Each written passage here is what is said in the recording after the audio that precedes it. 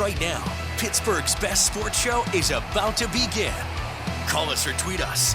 We've got things to talk about on the Ireland Contracting Nightly Sports Call.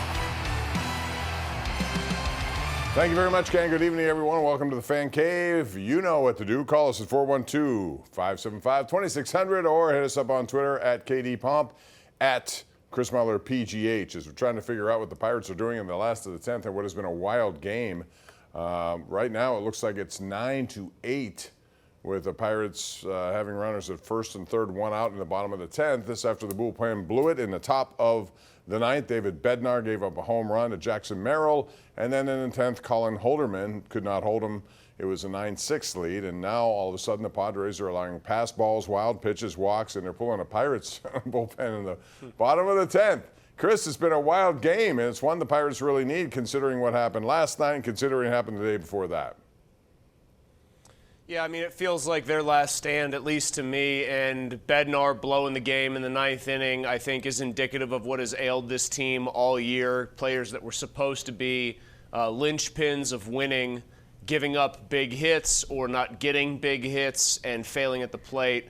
He was supposed to be one of their absolute most reliable people. They might win the game still, obviously. It's turned into a complete a cluster of sorts in the 10th inning here on both ends, Bob, but Bednar serving up that 98-mile-an-hour pitch right over the heart of the plate to one of the best rookies in the league, for me, is a microcosm of a season that feels very much, almost regardless of how this game goes, but especially if it's a loss, a season that feels like it's very well slipping away here, Bob. I don't know about you. Maybe I'm getting too much of a doomsday vibe, but it really feels like this one's getting away from them. No, I think that's a real vibe, and given the fact that they're playing these games against teams that are either ahead of them or right near them. In fact, the Giants have tied them and may move past them tonight in this wild card race. They have not been in the picture until their series in Washington. So we'll keep you up to date on that. One of the more intriguing moments of this game was watching Aroldis Chapman go 105 and get Machado, and they both smiled at one another. But we'll get more into this once it's over. In the meantime, the big story or non-story continues to be Brandon Ayuk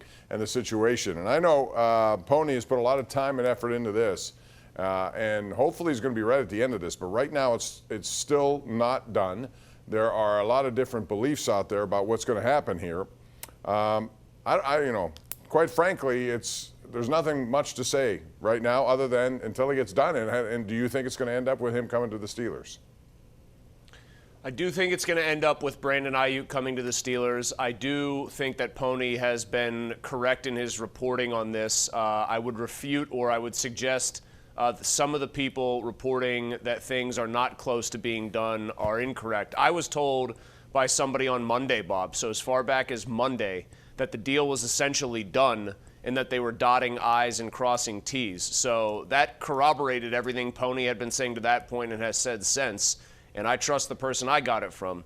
I'll also say this. There is one tweet that was put out there by a guy who I think does one of the Locked On podcasts, that whole Locked On network of podcasts for the Niners, that seems plausible to me. And that is this, that the Niners are looking, they have an agreement in place with the Steelers. There's a financial agreement for Ayuk, but that because it might be draft picks going back to the Niners instead of a player like a wide receiver, they might be looking at team number 3 or team C to try to find a wide receiver that they can get using a certain amount of picks that they would then have at their disposal. And I could easily see that being the holdup here, them trying to swing another deal on the side that makes this little three-way dance work. Yeah, I mean, there's still a lot of things that could happen here, and quite frankly, until it does, this story has been out there a lot for me, and I'm just waiting to see a resolution. It would be nice if they could get him. I've also heard that the Niners won a couple of number ones, which I would never give. I don't think it would take that to get him, but I think he's a good player. I don't think he's an elite player. I think he's somebody who could certainly help. And by the way, the Pirates just stranded everyone here in the bottom of the ninth. Connor Joe struck out, Grandal grounded out, and that's it. They lose 9-8. It would look like a golden opportunity. We're due for a break here, Chris. We'll reset all of this, come back, and hear from the callers what you want to say at 412-575-2600. It's the Ireland Contracting Nightly Sports Call right here on KDKA+. Our GMC Sierra tweet of the night is from Jerry Dulac. This came out a little later in the day. The Steelers have no verbal agreement in place with the 49ers for Brandon Ayuk and are not in the process of hammering out final details per sources.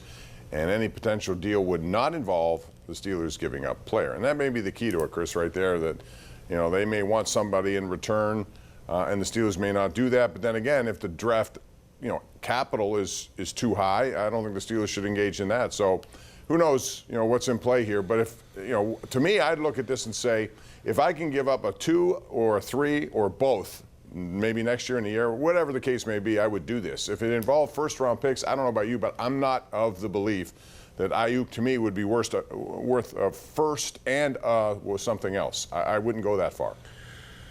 So I want Pony to be right about this because he's my buddy, and I think he did put a ton of time into this, and I believe the people are telling him things that are very real, and I would like to see him get the last laugh, Bob.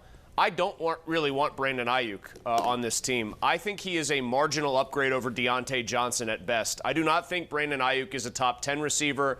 I think he's closer to like the 20th best receiver in the league. He would be a marginal upgrade over Deontay Johnson for a very more than marginal price increase over Deontay Johnson. And I'm aware that in this case, it's pretty clear Johnson wore out his welcome with the Steelers, but it's not like Ayuk has always been a saint with the 49ers. See the current situation for an example of that. He was also in the doghouse his first 2 years there. I don't think the guy's worth it. Mark Schlereth, I think, former, of course, Broncos and Washington offensive lineman, he said, we're doing all this for Brandon Ayuk, like all this fuss. Yeah, I agree. For Ayuk, it's head scratching. And here's one other thing. I'll give Adam Crowley from the morning show and the Fan, of course, a shout out here. He brought up a good point. We have largely lauded Omar Khan, and I think rightly so, for his overall body of work so far. But if the Niners, let's say, wanted a wide receiver back in the deal, which it kind of seems like they do, and the Steelers don't really have one to give, they're not going to give Pickens, did they really have to trade Deontay Johnson when they did for Dante Jackson? Dante Jackson was probably going to get cut. If you really wanted to get the player here, the corner here, Dante Jackson, maybe wait for the Panthers to cut him, hang on to Deontay Johnson, and then you can probably execute this trade if you really want to do it much easier than the process has been so far, which I'm with you. It's been kind of torturous for the last several days. Yeah. No, I agree with that. I think that's a good take by Adam, just because, this was playing out back in March too. This opportunity was going to be there. So Deontay Johnson, if that's what they want, San Francisco's a team that could win a championship, I think, and having this guy with them is something that they probably would like to have, but since they can't get it done, they might want some. Although I do think they drafted a first-round receiver. They have Jennings, they have Samuel, they have a lot of people in place with Kittle and McCaffrey. They have a lot of weapons there. They may be able to do without him as long as they get somebody back. That's why I thought Amari Cooper might be an interesting choice in Cleveland. So we'll wait and see. All right, let's wrap up the Pirates real quick. Same thing ailed them again. It's bullpen and lack of clutch hitting. And we saw it again both in the 9th and the 10th innings. It was Bednar surrendering the home run to Merrill Jackson. And then it's the offense who had a golden opportunity after a nice bunt by Grandal. Baig is just, I shouldn't be on this roster in my view, but he is, and he got out. He's not a good baseball player. No. I'll say it because you're too nice to say it, and I get it. He stinks. He stinks. A lot of guys I could say that about on this roster. I don't want to hear from one more person, and this isn't a straw man because I do hear it occasionally, not often, but enough to annoy me. I don't want to hear one more time about Ji-Hwan Bae's athletic ability and how exciting he could be in his speed. The guy barely understands how to play baseball. Case in point, there's a tying run on third base. He goes over and tries to make a sliding attempt and almost hurts himself on a foul ball. Guess what happens if he catches that ball? Run scores because there's only one out. Just a low IQ baseball play from a guy that I don't think actually understands how to play the sport, and yet I have to hear occasionally about how he's so exciting and what a dimension he could bring to this offense. He should go bring it in AAA because that's where his career should have topped out. And then in the top of the 10th, Holderman gives up 3, and again, the table is set. Padre pitching is collapsing, and they can't get a clutch hit when they need it. Joe strikes out with runners at first and third, and then Grandal grounds out. So that's been the theme over the last couple of weeks, and it was again tonight as the Pirates fall 5 out of the wild card with another game against San Diego and then to the Dodgers over the weekend. Let's get to the lines at 412-575-2600, starting with Tom in Turtle Creek. Hey, Tom, what's up? Hey, guys. The Pirates bullpen is really frustrating. And I think it's time for them to go out and, sign Jim from Peters based on the credentials he provided the other night. Yeah, maybe so. But Holderman is, he started so well. It's almost an enigma to me to watch what he's doing now. because he was talked about as an all-star possibility, Chris. And ever since then, he has just been terrible, quite frankly.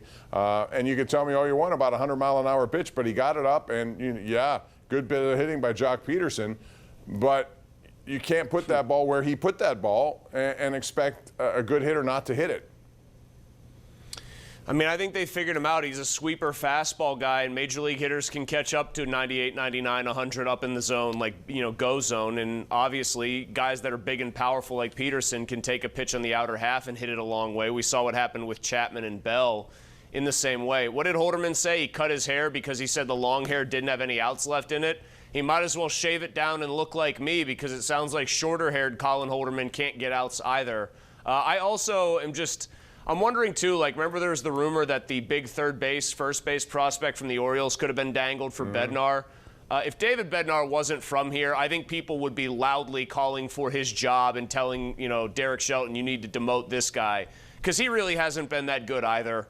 His ERA is around 5. He and Holderman have been bad. Chapman's been their best reliever now for a little bit, and he's not even been that reliable. It's a crumbling bullpen. It's a team that has some nice pieces, some really nice starting pitching, but needs a lot of help, and I don't know if I trust the front office and the owner to actually address all of these things in the offseason. All right, out to line one. It's South Park. We got Dave joining us right here on the Sports Call. Hey, Dave. Hey, Bob and Chris. I was going to ask you a question, but I'm just going to make a statement.